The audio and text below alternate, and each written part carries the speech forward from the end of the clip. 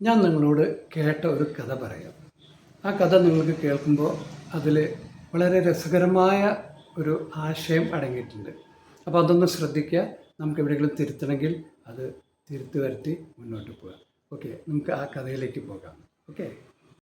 പണ്ട് കേരളത്തിൽ ഒരു ചെറിയ ഗ്രാമത്തിൽ ഒരു ഉത്സവം നടത്താനായിട്ട് അവിടെ ആൾക്കാർ തീരുമാനിച്ചു. അങ്ങനെ ഉത്സവം നടത്താനായിട്ട് അവർ നോക്കുമ്പോൾ ഉത്സവത്തിന് കൊടി കയറേണ്ട ദിവസം ഒരു നല്ലൊരു കൊടിമരം നടണം. പണ്ട് ഒരു നല്ലൊരു കഴുങ്ങോ അങ്ങനെയുള്ളതൊക്കെ ഒരു ഒരു നമ്മൾ കണ്ടുപിടിച്ച് വന്നിട്ട് അവർ നട്ടിട്ട് അതാണ് കൊടിമരമാക്കി മാറ്റുക.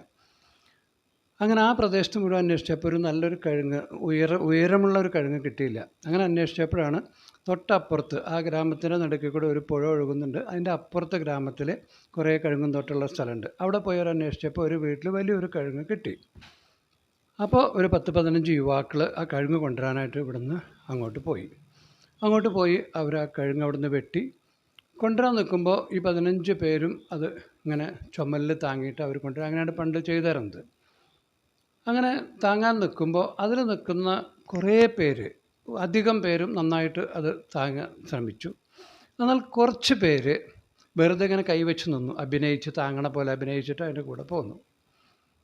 1-2 പേര് വെറുതെ ഇങ്ങനെ തൊടണ പോലെ മാത്രം കാണിച്ചിട്ട് അങ്ങനെ വന്നു.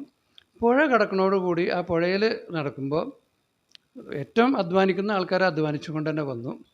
കൈ വെച്ചിട്ടുള്ള ആൾക്കാർ കൈ അതുമ്പോൾ കുറച്ചിങ്ങനെ താങ്ങി പിടിച്ച് പോന്നു.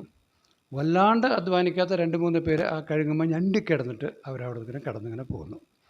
അങ്ങനെ പോന്നു, അവർ കൊടി നട്ടു. അതങ്ങനെ ആ ഒരു സിറ്റുവേഷൻ കഴിഞ്ഞു.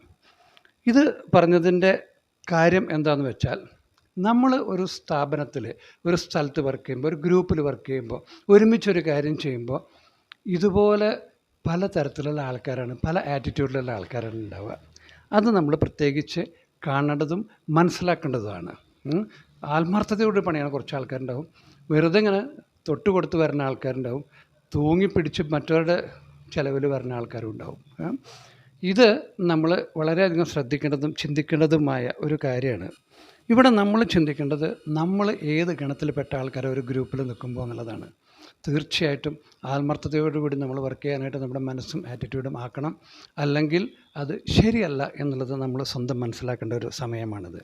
Okay, keep smiling and stay positive.